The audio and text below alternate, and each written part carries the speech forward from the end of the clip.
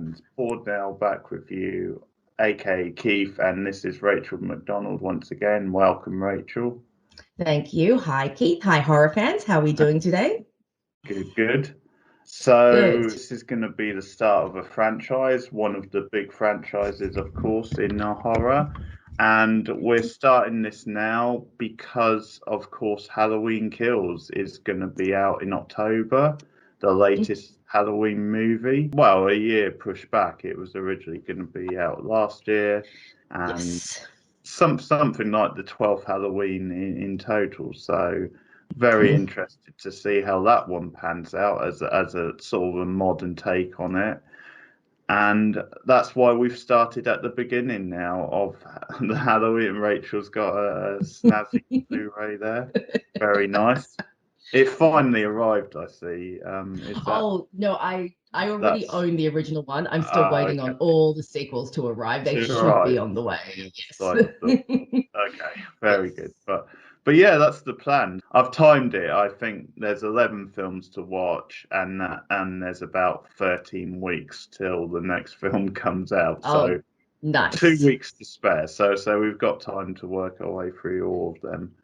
And this will be quite a ride. It's going to be some diverse views. It's certainly a very up and down franchise. I think we get a bit of everything and plenty to talk about in this franchise. So that's going to be the plan for the coming weeks. And we'll work our way through the Halloween franchise. Of course, starting with the original, which really changed the game for the slasher movie. It sort of invented all the rules that we now know of, the sort of common rules to do with if you don't sleep with someone, you've got a chance of surviving. Whereas if you're flirty and you have sex, then that's probably going to be the end for you. That sort of thing. It also made famous, I guess, almost like the small town setting in a slasher. Invented the genre, and we wouldn't really be where we are now if it wasn't for this movie.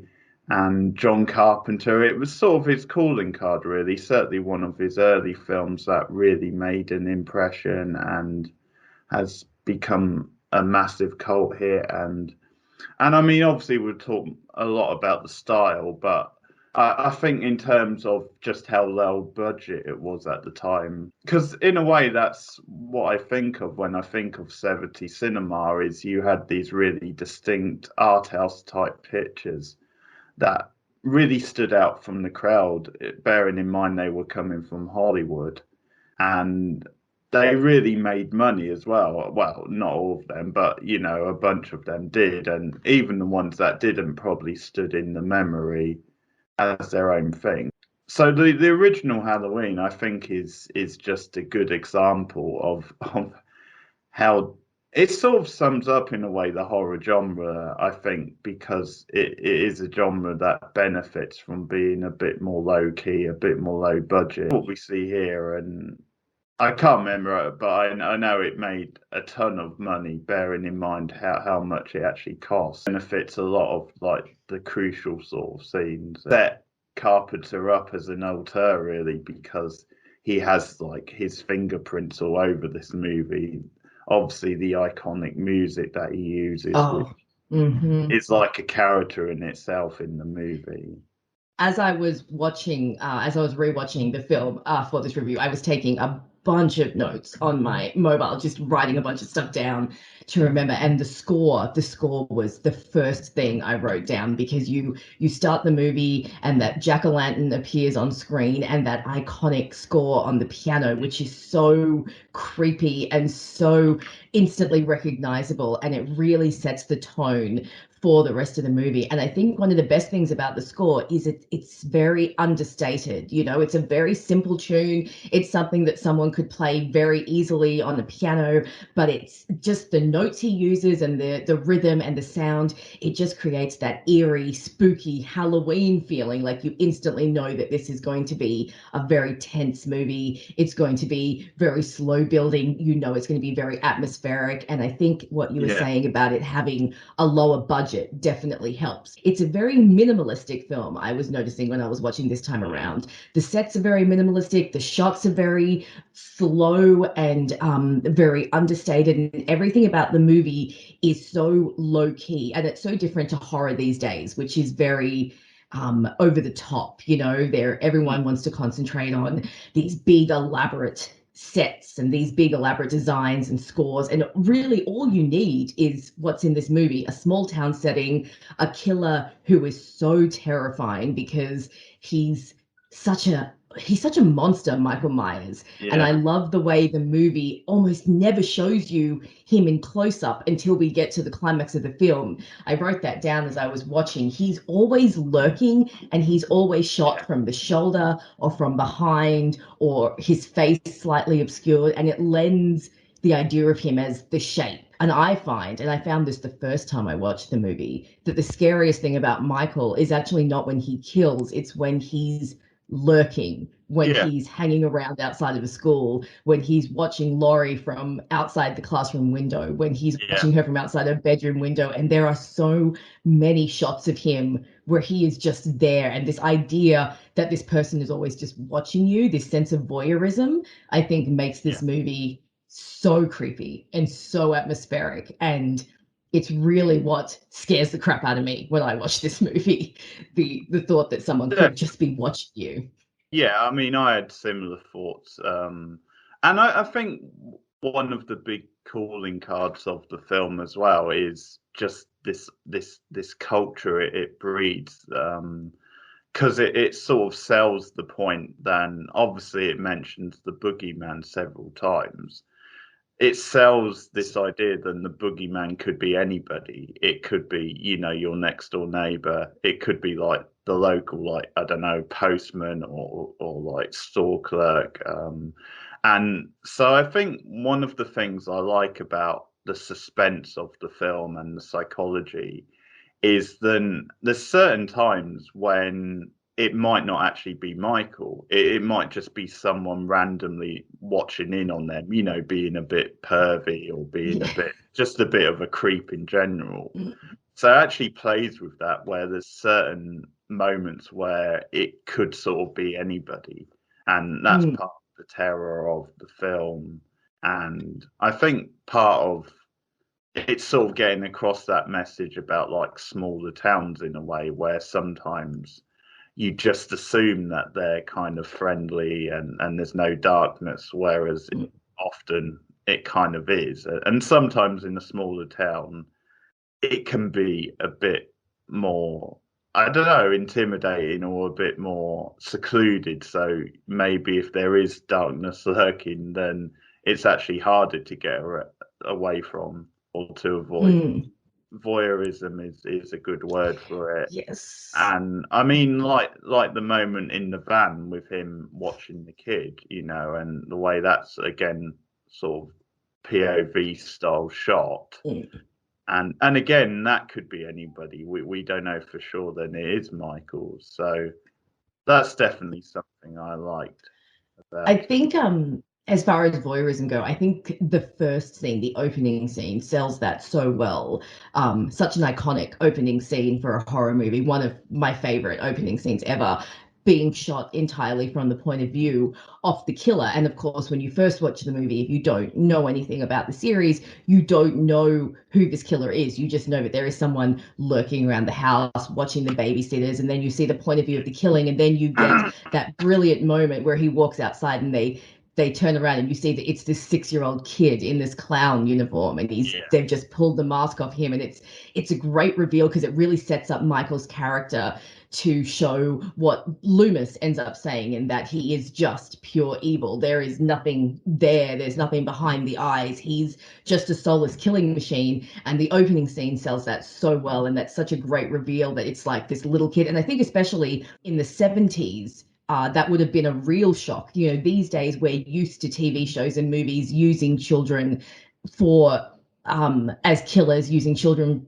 you know, in horror movies because they're scarier. But back then, I think that would have been a really big moment to have the reveal be that the killer is a 6-year-old boy, something yeah, that would have definitely shaken viewers. The kills themselves, it's interesting watching them now. They seem so tame yeah, compared to what we see now. But back then, it was such a big deal to show this kind of violence. And it's actually interesting. I don't know how your rating system works in the UK, but this in Australia is rated R, which is the highest rating you can have here. It's R is restricted to 18 and over. And I found that really interesting because R-rated movies are usually reserved for really hardcore stuff like Tarantino type stuff.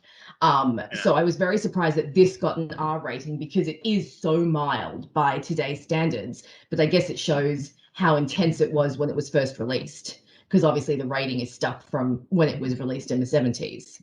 I mean, the DVD I've got is an 18. Mm, Obviously, yeah, over the years, the standard has changed. So it's possible if it was released now, it might not be an 18. But yeah, mm, DVD I've got is an 18 as well. So yeah. yeah, it's interesting. Yeah. Yeah, because I the mean, kills it are could just not. be that one shot of nudity. Sometimes that proves Yes, it over the true. years. That's Just very true. that might be it, really. I was going to say, character wise, I didn't realize, like, we've talked before about horror movies don't always have the best characters, but I think there are two characters in this movie that really make it outside of Michael himself, and that's Dr. Loomis, who is Yeah. such a great character, and of course, Laurie Strode, who is kind of the original final girl. She kind of solidified the final girl trope, and she is such a great character, and I think they both work so well against Michael, and the three of them make this movie kind of what it is. Like, you need those three iconic characters to that kind of solidified this movie. Loomis in particular is such a fun character. He's obviously there to provide a lot of exposition, but I think that he does it in such a great way. And Donald Pleasance is so good in the role of Yeah. being this kind of harbinger of doom who is always around to tell you, no, do not let this guy out. He is a monster. He is pure evil. And I think he plays that character so well and plays Loomis's fear so well that whenever he's on the screen, you really get a sense of foreboding. Like, yeah, listen to this Yeah. dude. He knows what he's talking about. And I think that him as a character is just, he's so great, and obviously he pops up in other movies, and in some of the lesser quality movies he's kind of what ends up carrying them, but in this film in particular Yeah. where it all starts, he's so good. He makes the role his own. You can't really see anyone else playing. No. He definitely gets the right balance because I think there is some fun hammy moments from him, and he gets some entertaining lines, not just in this film, but other like Halloween films as well. But at the same time, yeah, you totally take him seriously. He grounds the character. He gives those lines real dramatic sort of way. And the way he delivers them, like, when he's describing first seeing Michael as a kid, I looked into his eyes and they were pure evil. That sort of thing really sells it. I sort of think of his character as being almost like a manager of like a wrestler or something, like a mouthpiece almost for Michael, even though obviously they're not in the same scene a lot. But that's almost Mm, his role, to like sell the threat, to sell the danger. mm, And because you don't see a lot of Michael in the film, not mm. like all the way, it's obviously cutting around him and stuff, then it probably does help to have that backstory provided by someone. And yeah, Pleasance does an amazing job and does a great job in selling it. And there you go, the There weekly you go. She just wanted a little cameo. She now wants to be part of the show. So there's Carmilla for you guys, our little resident spooky cat. But yes, no, he's fantastic. And then you have Laurie, who is just, I forgot how badass she actually is. I mean, she stabs Michael with a needle, a coat hanger, and a knife. I mean, that's pretty impressive. She's one of the few people who actually manages to wound him. Unfortunately, her character, played off against her friends, did create the trope of, like you were talking about before, if you have sex you die, if you're a good girl then you live, because Laurie is obviously the shyer of her friends. She's more low key. They tease her about not being into boys. Both her friends talk about having boyfriends, and we obviously see one of her friends having sex and then dying, but Laurie doesn't do any of that, so she kind of cemented that pure final girl trope. You just want to be everywhere today, don't you? Shoot. But she's such a great character. Like, I think they do a great job of showing how she cares about the kids that she's babysitting. She engages with them. She engages with Tommy. She reads to him, and then she genuinely cares about them when they're in danger. And you see her instincts kick into overdrive when she's protecting them. And Jamie Lee Curtis, of course, her performance is fantastic. I remember her saying that they cast her because of her vulnerability, which I definitely see when you watch this film. Laurie does have a vulnerability to her, but then that works really well when at the end of the movie, she kind of shakes that off and becomes very badass so that she can kind of face off against Michael. And then once he's dead, you see her crumble again. And she turns very young when she's saying it was the boogeyman. You see that vulnerability return. So I think she did such a great job. And she's such a great character. I mean, if it wasn't for Sydney Prescott, I might say that she's one of like the best final girl. But then Sydney Prescott came along in the 90s and she's just so awesome. But Laurie Strode was the original, or at least, kind of cemented that trope. So she's just, I love her. I think she's a great character. And it's obviously worth saying, and it was a very early role for Jamie Lee Curtis, so no one knew who she was. No. And that's what they were going for. I think, it definitely helped that she was a fresh face, and obviously credit because, you are convinced that she's a very young, like virginal sort of character. And because obviously in other films around this time, she was more sexualized sort of thing. So it's a credit to the performance and the story and the way she's directed. Then you are convinced of her. And yeah, she has a nice little arc over the course of the film because, as you said, she is the one who physically stands up to Michael, and she comes into her own. The way she obviously protects those kids, and obviously is very sort of strong. And I mean, we can talk a bit more about it a bit later, but I mean, I just love how physical those scenes are against Michael. It's a real sort of battle. She's almost as important to the franchise as he is. Sorry, really. Yes, definitely. So, Oh, I remember when they were doing the promo for the 2018 Halloween. Like a lot of the promo was based around her and Michael and those two characters and how how they've become so iconic to the series.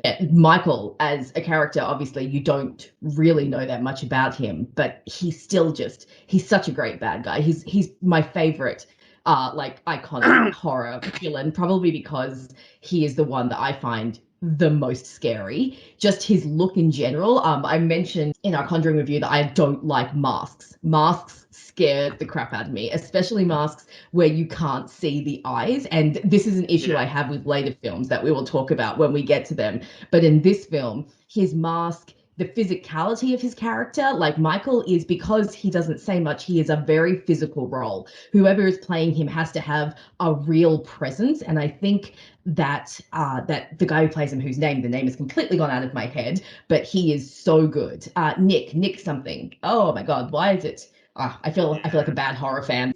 Nick Castle. He is fantastic. Yes. Just those scenes where he's doing nothing more than simply standing there, and he is so terrifying just as a presence, just as the shape, as the boogeyman, and the camera, the way it follows him and the way it tracks him, and all of on the technical side of things, this film is brilliant. This might be a good segue to go into the more technical aspect, because I noted the amount of long shots that they love to use in this movie. There are so many wide angle shots, there are so many lingering shots, there are so many wide shots, and I think that really builds this atmosphere of voyeurism, like we've talked about. And like you said, it's not even necessarily always Michael.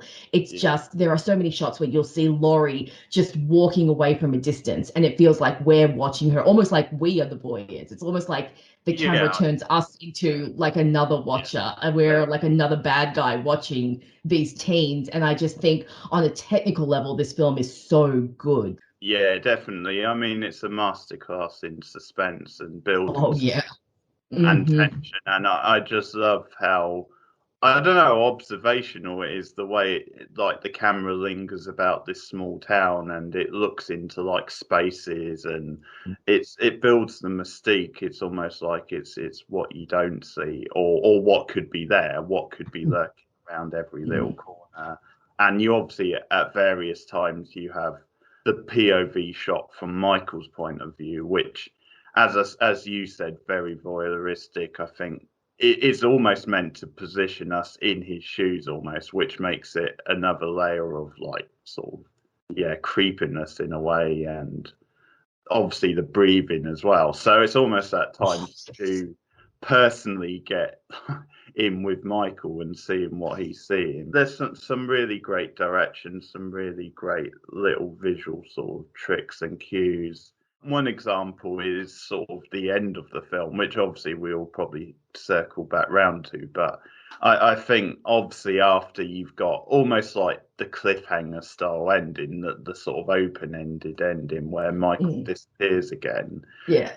You have those deliberate shots that just pan around the town and you hear the breathing again, and it really sells the message he's still out there. Yeah. And it just leaves it open. It could be like, well, he could move on now, but obviously the overall effect is he's probably going to still terrorize the town, and that he could be anywhere. And it's the not knowing. I guess that's the whole thing. It's the not knowing, which is scary.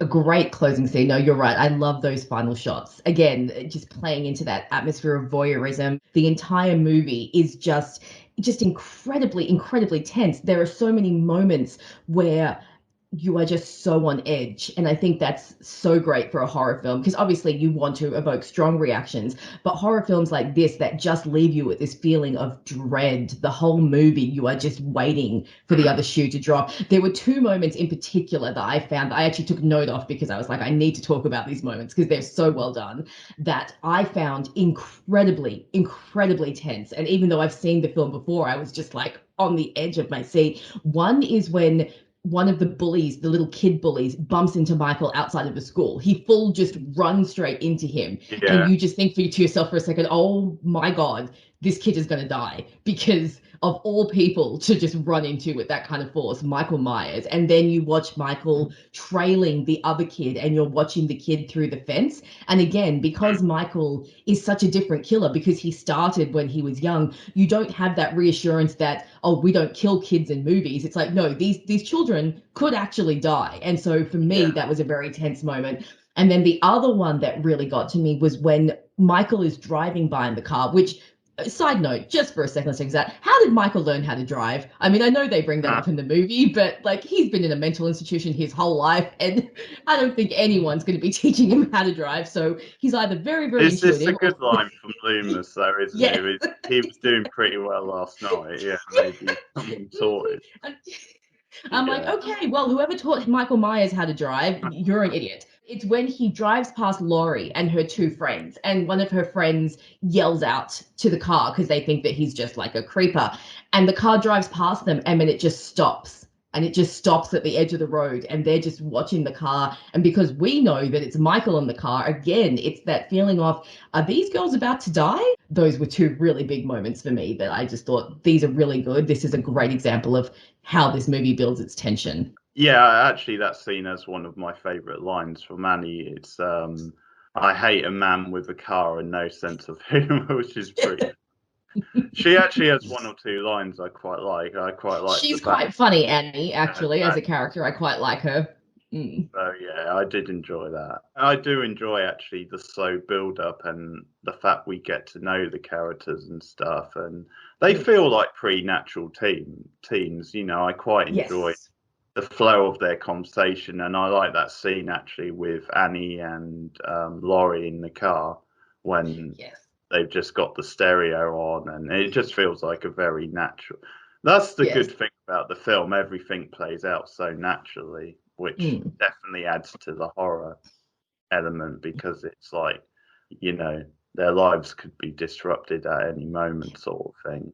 A very good script, I will say. Very well written, very well paced. You never feel bored. You never feel like the movie lags. It moves along really nicely to its eventual climax. And then I think the climax of the film is fantastic, obviously, when Laurie discovers the bodies, when she's trying to get away from Michael. Just the script is so tight. It's such a simple concept. Halloween night, guy stalking babysitters. It Yeah. sounds so simple. It sounds almost like too simple to work, but in the hands of John Carpenter, who just does such a great job with building the atmosphere and building the tension, it's like a perfect marriage. You had perfect script, perfect director, and they ended up together, and you got this fantastic film out of it, which has become so iconic for such a good reason because everything in it just works so well together. I think there's a reason it's become Yeah. such an iconic film because it is just so good. I mean, 70s horror in general is actually pretty fun. You know, we've got Yeah. some really good stuff that came out of the 70s and like just before the 70s with Black Christmas, which kind of led into this one. And so I think it was just, you know, a perfect decade, a perfect script, a perfect director, and everything. Just, I don't think I have really anything to fault this film over. And that's rare because almost every film has something that you can nitpick at, but this one is just I so think good. on the script, because I know Deborah Hill was involved and she was obviously married to Carpenter at the time. Mm. And she probably gets overlooked because it obviously so much of it is about Carpenter and he's obviously had quite the career. But Mm. yeah, I mean, maybe if you're looking at it being quite a progressive, strong female lead as well, maybe that's partly her doing, you know, maybe she was an influence. And so she probably gets overlooked, like the quality Yeah. of her writing, because in many ways maybe Carpenter is more of a visual sort of guy, you know, and a lot of the meat of the script was down to her. I think another thing to say is that maybe in many ways the film has redefined the term Halloween and redefined the holiday, which is kind of crazy considering it's just been around so long anyway. But I think Mm. it maybe changed the whole culture around Halloween, Mm. which I think is saying something. Another thing they do with Michael, which I like, is they endear to that classic horror trope of not revealing too much of the monster too soon. So it's sort of crucial that you only see parts of him at the time, which works with the whole shape metaphor as well. So that definitely builds, and it comes at just the right time when you see all of him. It's sort of crucial in a way, the fact like we were struggling to remember the actor's name, because Mm. that sort of shows them they've nailed it perfectly. Uh, Obviously, you would never have that problem with like the actor who played Freddy Krueger. No, of course not. No, everybody Completely knows Robert different. Englund. Yes. We're not sure if he's like supernatural or not, because Yes. obviously there's moments where, like the moment where he just sits up, and there's certain moments where you think, well, logically, the average human would probably be, well, either dead or like severely crippled. So there is this mystique that he could actually have some like supernatural powers, but they Mm. obviously never explain that. And I think that's another strength. He's such a great character, Michael, and I definitely agree with what you're saying in that revealing him slowly, so that when you eventually do see his face, it's a payoff. I remember reading somewhere a bit of trivia that apparently a lot of people report remembering that he was disfigured in some way or like really Mm, really ugly when he was actually just a normal human being. And I think that really speaks to the strength of how well he's built up as the boogeyman, as the monster in this movie, that people actually projected that onto like just a normal human face when his mask finally came off. And I do feel, and we will get into this as we watch the rest of the films, but I do feel that sometimes with the other films, with the sequels, that Michael as a villain becomes a bit diluted because they stop mm. treating him with that same kind of mystique and mystery. And I think some of the sequels fall down a little bit in that respect because Michael himself becomes less scary. And this movie is so much built around him as the boogeyman that when he becomes less scary, it kind of brings down the entire movie. So there will be some movies, obviously, when we get into them, where we can talk a little bit more about that. But when you watch this movie, and he's so fantastic in this movie, and then you watch some of the sequels, and it's just not the Just same, not you the same. know. No. And I think that's probably why Carpenter wanted this to be a one-off, because it's Mm. almost like lightning in the bottle. And once the cat's out of the bag, it would be very hard to sort of reclaim that. Just speaking about the kills for a minute, Mm, which are very well like timed and like spaced out. I don't actually see gore in this movie, or very little if you do. mm. Because of the budget being so small, they probably were limited. But I actually think that makes the kills really effective as it is. And it's impressive then the kills are as good as they are because I mean, probably the standout was the one in the car when Annie is Yes, killed. yes. The Annie's visual death of her is, face pressed against the windscreen, and and the fact that he just appears in the car out of yeah. nowhere and strangles her. As I was watching it this time, I remembered that kill, and as it was coming up to it, I was like, "Oh, this is." I was getting excited because I knew that was coming up. But no, I agree. Her death is quite disturbing because it's so drawn out. He's choking the Yeah, life out of her, and it lingers on every frame. And for the complete lack of gore that there is, it's still a very disturbing death. And I think some of the other yeah. deaths as well. I find the actress is PJ Souls, but I can't remember the character's name. The one who gets killed after she's Is had it sex. Linda? Linda, yes, Yeah, Linda. Her kill I find very disturbing as well because Laurie is listening to it on the yeah, phone yeah, and she doesn't know what's going on. And Michael is almost playful in that scene in the way that he dresses himself in the sheet and yeah, puts the glasses on. It shows that he has maybe a little bit of a twisted sense of humor. He could have just gone upstairs and just killed yeah, her, but instead he goes up and he plays with her a little bit. He puts the sheet on, he puts the glasses on, he waits until she's distracted to kill her. It just kind yeah, of is a little creative and a little bit different and shows yeah, that he is kind of human, for want of a better word. He's got kind of a weird sense of humor and he wants to kind of mess around with them a bit, which and I think it's still subtle enough that it works for the character. Like it's not so over the top that they turn him into Freddy Krueger or anything. It's just a little yeah. kind of twisted moment that makes you go, okay, he's a little bit more creative than we originally gave him. I think also the way he plays with them and draws it out, I think shows almost that he is very pure evil as well. Yeah. He revels in it, whether he knows it or not. He sort of revels in it because obviously the stuff with like his mother's tombstone on the bed. Um, Yes. and so we're getting into the meat now, but that whole sequence is just really scary and freaky Hmm. because just the sadistic side of him having the tombstone on the bed, and then I think it's Annie who's laying there, and Yes, I mean, yes. what a horrible way for Laurie to see like one of her best friends is dead because obviously at that point she doesn't know what's happened to them and she's Mm. been ringing around, and so I think there's something quite dramatic about that for us watching, the fact that we know what's happened to them and she doesn't. So, Mm. and I guess because you're invested in Laurie, it sort of makes you feel for her, and she doesn't have that knowledge, and she obviously finds out in the most harshest of ways, really. But that scene is, yeah, really full on because it's Linda whose like head appears in like the cupboard or something like that, Yes, yes. isn't it? Which is just insane. But Hmm. there's some great imagery. It Um, is, yeah. No, it's a great scene. I'm just thinking, we are such horror fans. Look at us sitting here talking about these kills with massive big smiles on our faces. Only horror fans do that. We're yeah, not twisted. We just like being scared. It's a bit hard being a horror fan sometimes. People don't always understand.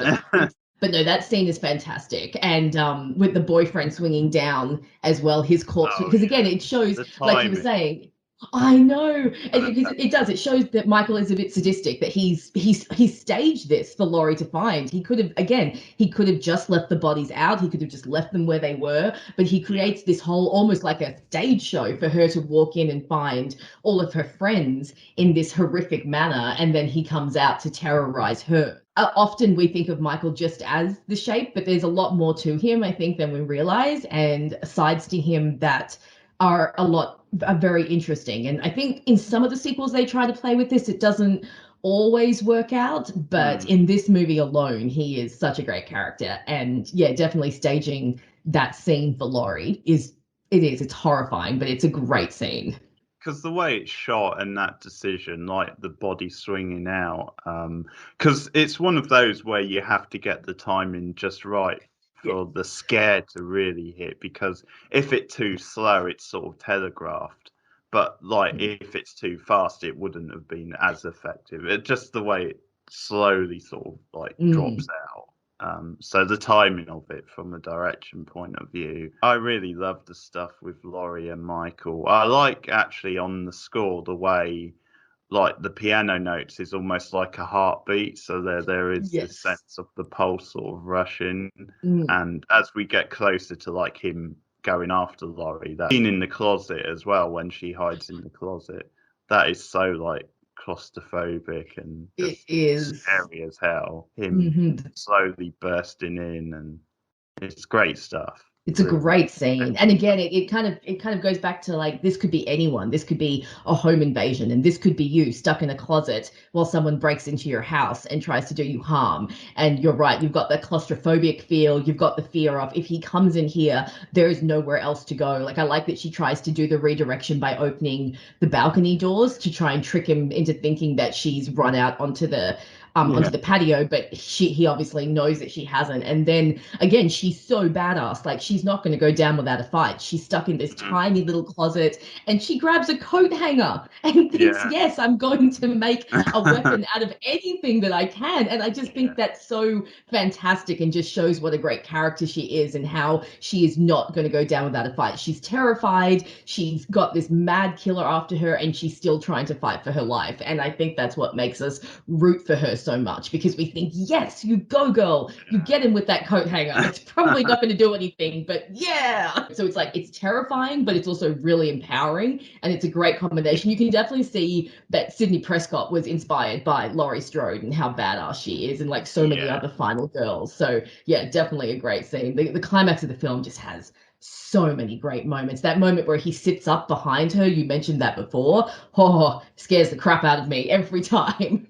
And I mean that setup has gone down in pop culture, because I mean, for anyone who knows wrestling, the Undertaker character does the Ah, setup, okay. and that's clearly inspired by Michael Myers. So I absolutely love the influence that has had.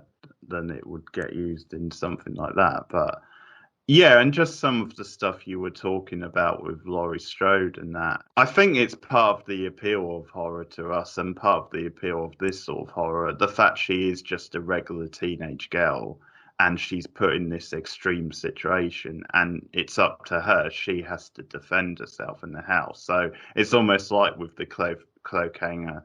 There's something very realistic about that, because obviously the average person doesn't have a weapon. So Mhm. you would have to improvise and just use anything. And I mean, that's the appeal of this sort of film and this sort of genre, partly, is because obviously, it's not as exciting or relatable if it's just like a cop who's like the main Yeah. character, and it's Michael Myers against a cop, because Mm. logically you might think, okay, the cop has a 50-50 chance here.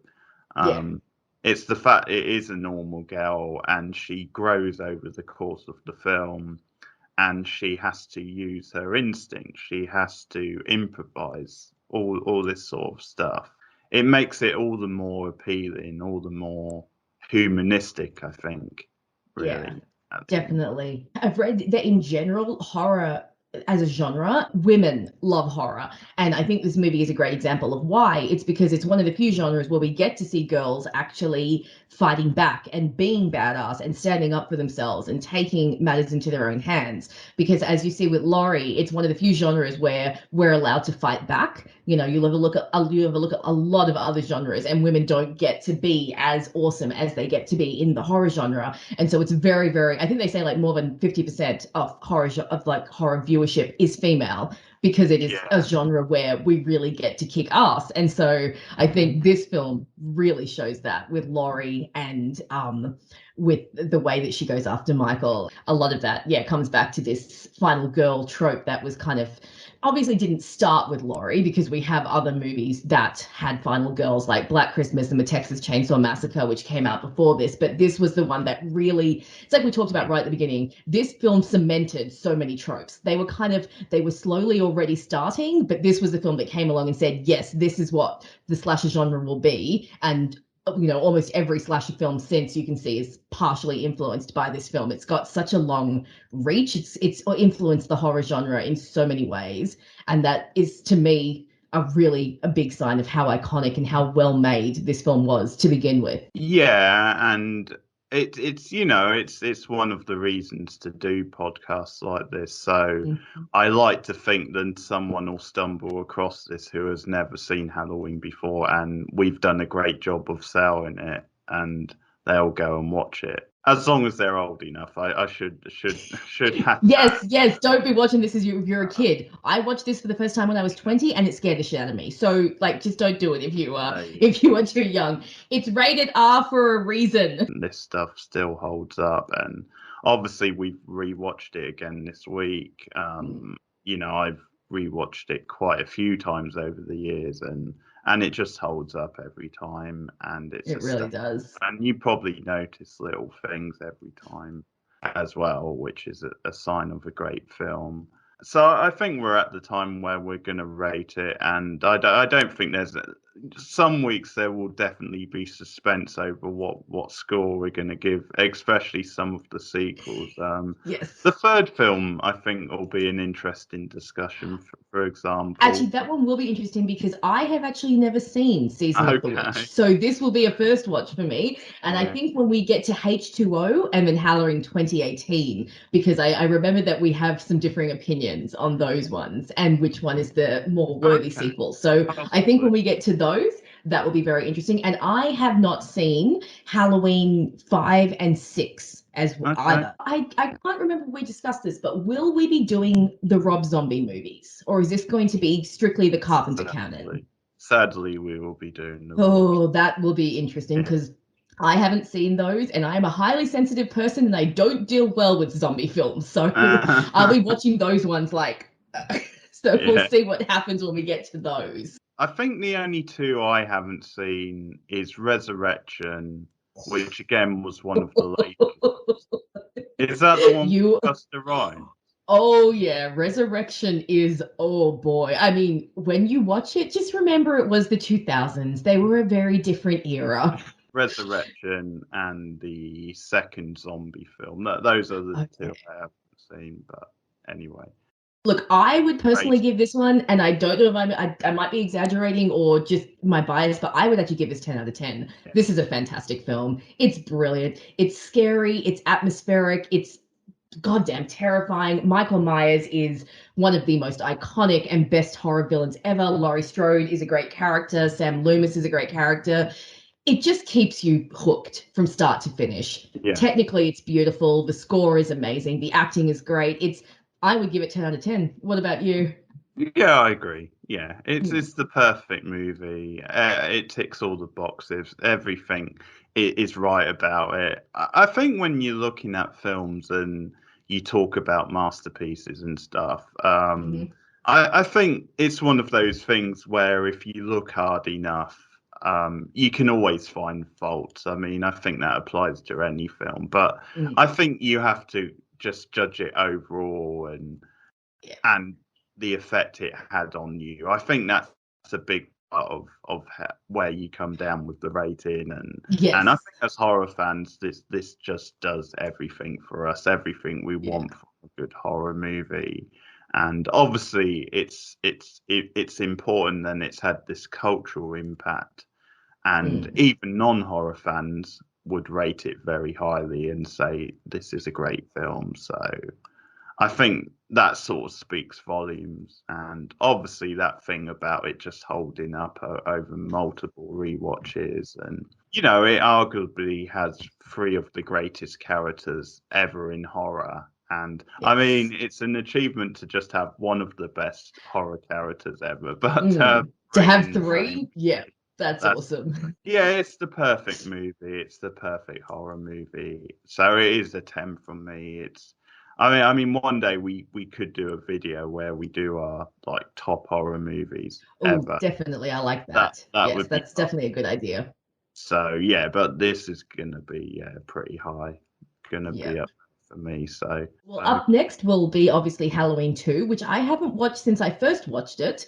because I remember not really liking it that much. So Ooh, this will be okay. interesting. So we will both rewatch that this week and have Halloween 2 for you guys next week. Yeah, and I think the next three films will give us some interesting talking points because of the different directions the Yes. series went after the first Mhm. film and some of the ideas behind the scenes. And yeah, of course, two takes place over the same night, which is quite Yes. interesting. But yeah, we'll get to that. So that'll be our next review next week, and we're going to continue with these for a while. So Halloween 2 will be next week. Rachel, if you just want to promote your channel before we go.